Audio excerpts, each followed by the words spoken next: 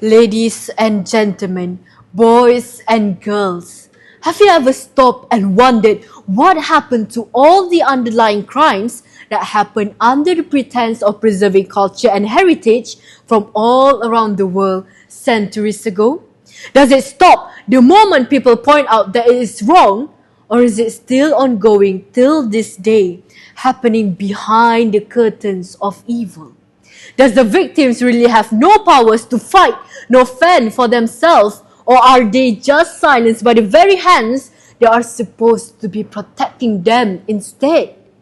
One of the most misused culture concepts is child marriage, especially among young girls.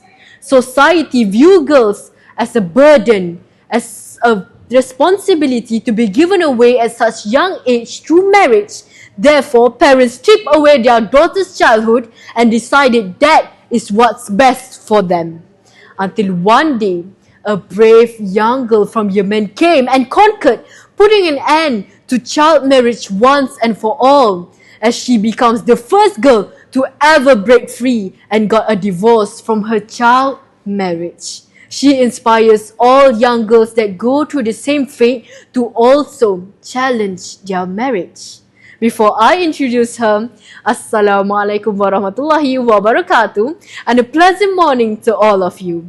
I am ALEESYA binti RIZAL, representing Sekolah Menengah Kebangsaan PUTRAJAYA PRESINT 92 for Bicara Buku competition English category. Today, I am delighted to share with all of you a biography book that is too good to be missed, titled I Am Nujood, Age 10 and Divorce, written by Nujood Ali herself with the help of French journalist Delphine Minoy. In this biography, it tells the story of young Nujood Ali, who is just like any other children. She is full of curiosity, imagining a world, a future, a life brighter and bigger than the narrow pathway around her village. Until one day at the age of 10 years old, her father decided to marry her off to a man 3 times her age, which is with a 30-year-old man. Nujood knows this is wrong even when she's only a 10-year-old. But her father and brothers are the people that she always had to follow and obey the orders of them, because she never has the option nor the choice to say no.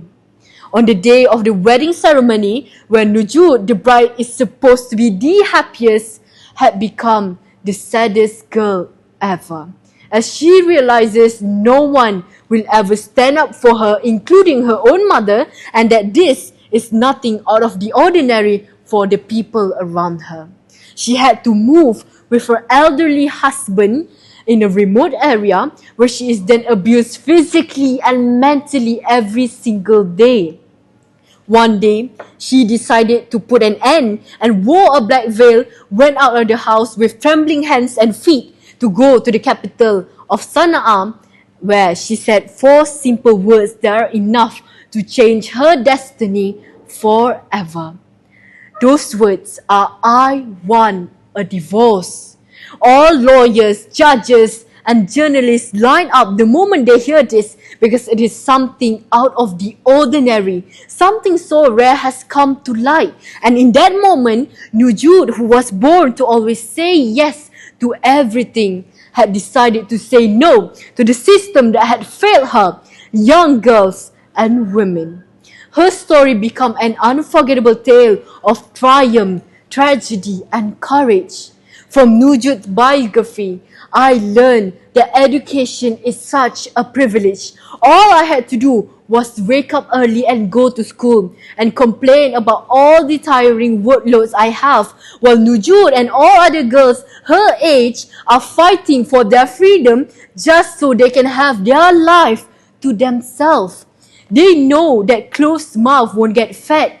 Therefore, all they ever wanted to be was somebody, someone, from teachers to pilots. They have dreams, and one day they decided that that is what they are going to do, which is by cancelling the tradition that are ruining their life. Therefore, before I end this speech, I really recommend for everyone to read Nujood's biography because it is hope in the form of a book, especially to people struggling with their life. Because I want you all to remember that you should not focus on the negative things in your life, but you have to do something about it and change it. Remember, everyone, in Surah Ash-Sharf, verse 5 until 6, Allah subhanahu wa ta'ala said 2 times, "For indeed with all hardship comes ease, and all hardship there's ease." That's all from me, Nur Alisha binti Rizal. Thank you.